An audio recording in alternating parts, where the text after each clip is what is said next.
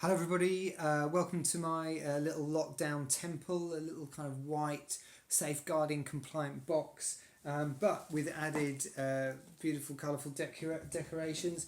I've even got my little picture of John Lennon to keep me company, and it's going to be probably pretty fast, slightly scattergun, 5 minutes. I'm working to capacity at the moment in my current role as head of learning and progress at a specialist special needs FE college in the southwest, so I haven't had loads of time to prepare, so you're going to have to forgive me because I think the best thing for me to do is try and recreate a friendly pub conversation, a bit like some of the lovely conversations that I had last year at the Brewed conference. So imagine we're in a pub, we're over a pint, talking about this, talking about that, and then I'm going to kind of draw a few links between a number of different things, so apologies in advance if it's a little all over the place, but I think there's a couple of key things I want to try and get across.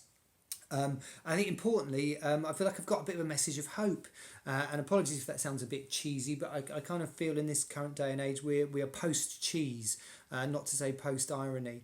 The very first thing I want to do to get going is just make a little bit of there's a Beach Boys theme running with Everybody's Gone Surfing, but also if you haven't seen it, I watched a film the other day called Love and Mercy, and I think it's another nice phrase there for informing some of the discussions that I'm thinking around curriculum. Love and Mercy. Importantly, in that film, why for me it's kind of relevant is because in it, for me, it's all about kind of Brian Wilson's journey, really, and all the difficulties he had, as well as making this phenomenal art. Was how he kind of found himself trapped in cages of his own design, really, and this kind of sense of being encaged but still needing community, still needing art, still needing aesthetic stimulation, as well as kind of social stimulation, is still really, really important. And just to start off, I'm going to just do something for fun, because you might not have had, nobody might have read you a poem in a while, so I'm going to read you a poem. This is called what's it called? It's by Rainer Maria Rilke.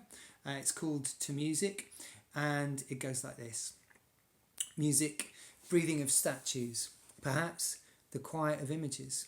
You, language where languages end. You, time standing straight from the direction of transpiring hearts. Feelings, for whom? Oh, you, the feelings changing into what? Into audible landscape. You, stranger, music. You, chamber of our heart which has outgrown us. Our innermost self transcending, squeezed out, holy farewell. Now that the interior surrounds us, the most practiced of distances as the other side of the air, pure, enormous, no longer habitable. And there's a bunch of reasons for wanting to read that besides loving the poem, but there are a couple of phrases in there.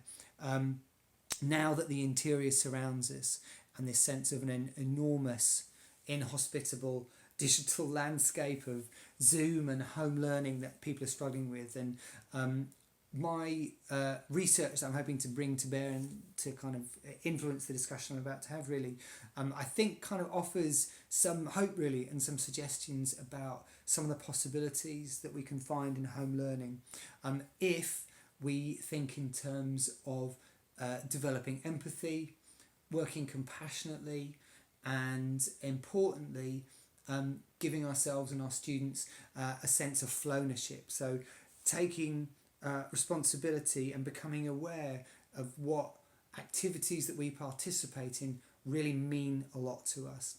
One of the kind of big predicators for getting into flow is obviously skill and challenge, and we've got quite a bit of challenge going on at the moment, but also this real sense of meaning that drives that. And importantly, we've kind of got it on a plate at the moment with lockdown, because one of the other influencing factors with kind of flow experiences and people getting into those states of mind is this notion of novelty, so the unusual and the unexpected. Now, the research I've been doing over the last kind of 5 years has primarily looked at, do students experience flow in the classroom? If so, in what context? But then latterly, in the last few years, I've kind of melded that together with sort of Stenhousian ideas around the process curriculum. So what happens when you make students curriculum leaders you give them the opportunity and the freedom within the existing curriculum to almost create a parallel curriculum, or as I used to call it, a quantum curriculum, where they do a real world project that has a real world outcome, and they're in charge of it. Now, the findings from that and some of the previous things I think are really, really relevant to what's going on now, and I'll tell you why I think that is. One of the key findings, first of all, was students that I looked at in my studies most often experienced flow when they were left to their own devices. When they were the big, slightly scary from a teaching point of view message was, just leave us alone. When you leave us alone to work on big projects, that's when we get it the most. They also said when it's got a big project that's got a community or a real world outcome, they can see through to the end. And I think this fits really kind of nicely with, and I'm sort of sneakily here looking at my my little quote list over here, but I think it's what Aristotle would call the virtuous activity of the soul. It's that sense of virtue, the doing it for its own sake. And again, this is something that Csikszentmihalyi, the kind of godfather of flow psychology, would say, you know, flow happens when people are doing things that they simply love doing and are engaged in for their own sake. So my argument would be, when we're kind of worrying and battling with what kind of things we should be doing, should we be, what kind of framework should we be using for our home learning, I would say it's very much this. We need to be devolving that leadership to students, to cook up their own projects, to work on them independently, obviously with scaffolding and other things around them. As part of that, there's another thread to it, which is this notion of kind of vocational making. And I'm quoting a previous colleague of mine, a gentleman called Dave Strodwick from the Plymouth School of Creative Arts, this idea of a pedagogy of making, actually coming up with something at the end that you can say, I made this, I did this. And you mix these two things together and you get a really kind of potent kind of curriculum that is, you could argue, democratic, it's devolved to the students, and it provides them with an opportunity to do something that really matters, that gives them a sense of agency in the world. And I think at a time where we're struggling to control, our movement, we don't have the same kind of control over our normal personal freedoms, having control over specific projects to me seems not only good democratic learning, again I'm going to quote Maggie Gregson sort of via John Dewey, but a good democratic education. I also think it offers a coordinate for what I would call healthy learning, and in this case the compassionate curriculum, which not only do we get good outcomes from working like this, and again it's a small scale research project over the last 5 years, but it consistently came up with findings that students do better and they are happier doing better.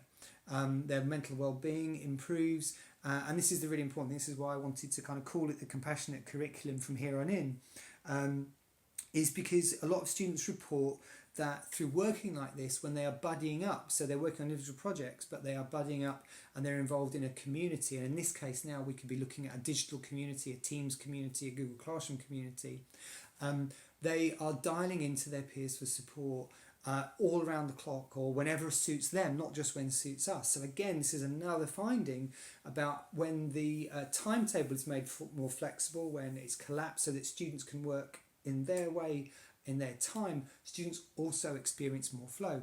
So this current scenario is not a bad thing from a flow perspective necessarily, based on what I found so far. This is a phenomenal opportunity. In particular, a number of students come back from these kinds of community experiences that echo some of the work of the great Stephen Kotler, who's been researching flow for a number of years in the US, in particular looking at extreme sportsmen, and this notion of how group flow can occur and how athletes can achieve even greater, fulfill even greater potential in what they're doing by being part of these learning communities, these flow communities that exchange and spur each other on to greater things. My guys weren't doing skateboard jumps over the Great Wall of China. They were working in a way, in a more low-key kind of grassroots way, making music. But what many of them said was that they found that working in this way, they thought it had made them better people. They felt that it had made them more empathetic, and they were much more attuned to supporting their friends and colleagues to get to these places, to get to these wonderful states of mind where they really felt fully engaged and they were doing their best work. So I would argue, and this is bringing back to Brian Wilson, the Beach Boys, for a second, and he kind of, at the end of that film, and indeed at the end of his career, he as you may or may not know, he suffered greatly from mental health problems after the release of the album Smile towards the end of the 60s, and really got mired in all kinds of personal cages that he kind of replicated throughout his life. Until later on in the mid noughties, I'm going to say, Smile was released and he came back to the public eye, and there was never, wasn't a dry eye in the house when he did so, when he performed at the Albert Hall, I think it was. And to me, in a sense, there's a similar kind of internal flourishing, potential for a similar internal flourishing, if we can have the courage and the confidence to allow our students to work in this kind of independent way on big projects that they choose. Now, I'm being very vague here about how this works, and in 5 minutes, and again, I've already doubled my time allocation here, so I'm going to have to stop in a second. But I think it's having that confidence to be creative with how we approach home learning that could really make a huge difference, not just the students now, but to how we continue to educate in the future. And let me just sort of, I've been referencing Stephen Kotler, and this is a wonderful quote from him. On the flow path, we are drawn forward by fire, by powerful hedonic instincts, by our deep need for autonomy, mastery and purpose deeply fulfilled, by dizzyingly feel-good neurochemistry, by a spectrum of joy beyond common ken, by the undeniable presence of our most authentic selves, by a cognitive imperative to make meaning from experience, by the search engine that is evolution and its need for innovation, and by the simplest of truths. Life is long and we're all scared, and in flow, at least for a little while, we're not. Thanks for listening, and feel free to open up the discussion, get back to me on Twitter at tapout in capitals education, at tapout education. I'm James Tarling. It's been lovely to talk to you. I hope you've enjoyed our short moments together. Please continue to be safe and live a good life. Bye.